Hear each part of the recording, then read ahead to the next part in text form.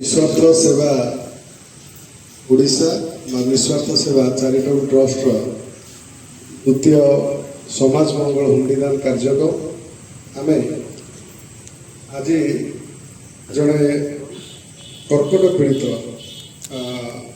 जी बर्तमान आज 11 दिन आमे किसी दिन पूर्व आम साहाଯ୍य करूँ हुंडी मध्यम सी किंतु बंची पारे बहु प्रचेषा करागला परिवार तरफ किंतु चलीगले आज 11 दिन जेहेतु जड़े असहाय परिवार गरीब परिवार तेणु निस्वार्थ सेवा चैरिटेबल ट्रस्ट चिंता कला जे 11 दिन में समाज मंगल हुंडी मांगी सहायता प्रदान करवा आसतु आम सागर पहुँचे बर्तमान ज्ञानेन्द्र पल्ले डॉक्टर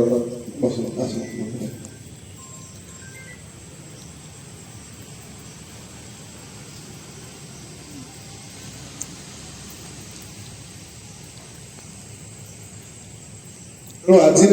जो जड़े कर्कट पीड़ित को साहाय्य करवा जी बड़ कथा आज भली दिन जो दिन में निस्वार्थ परिवार जे सृष्टिकर्ता जहाँ प्रतिष्ठाता आमर समाजसेवी जहाँकर अनेक साधारण भाव बंचवा साधारण चिंताधारा जहाँकर निस्वार्थ सेवा चैरिटेबल ट्रस्ट केवल सेवा उद्देश्य सृष्टि से रश्मि रंजन मार्थांकर आज जन्मदिन आम जन्मदिन पालन करने सहित आज एक महत् कार्यक्रम को संपादन करवा तेणु आम सागरे जो अतिथि आज अच्छा आम समस्त जानते आम परिवार सहित आम निस्वार्थ परिवार सहित जड़ित होती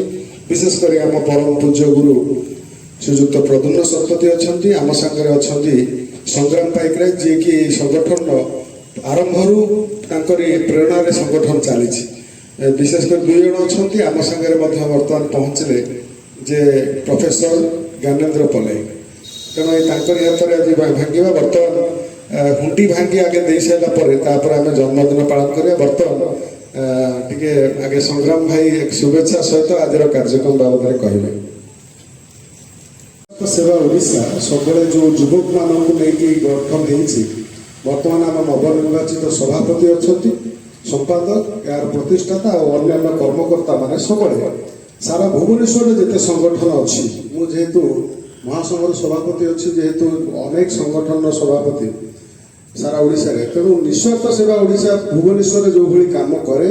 बा तार जो भली डिसिप्लिन जो भली तार शांति श्रृंखला सहित से जीवाकू माने अहंकार को त्याग करी गोटे लोक जिते काम करे से सब समस्त प्रिय हो जाए मु भावुँ निस्वार्थ सेवा ओडिशा बर्तमान 5 वर्ष गति करी भी जो पिलामानकर आमर जमी एकता रही भितर अहंकार टाणी क्या स्पर्श करें से आगामी दिन में ये समय थिबा पर्यंत निस्वार्थ सेवा रहिबा भितर आम मानकर एकता रहिबा दरकार आम एमती काम कर चलवा जमी समाज एक संगठन आदर्श सृष्टि कर आम सागर ज्ञानेन्द्र पल्ले अच्छा संक्षेप वक्तव्य नवा विशेषकर आम समस्त अति प्रिय रश्मि को आशीर्वाद देवे सार आज जन्मदिन आज हुंडी बाबद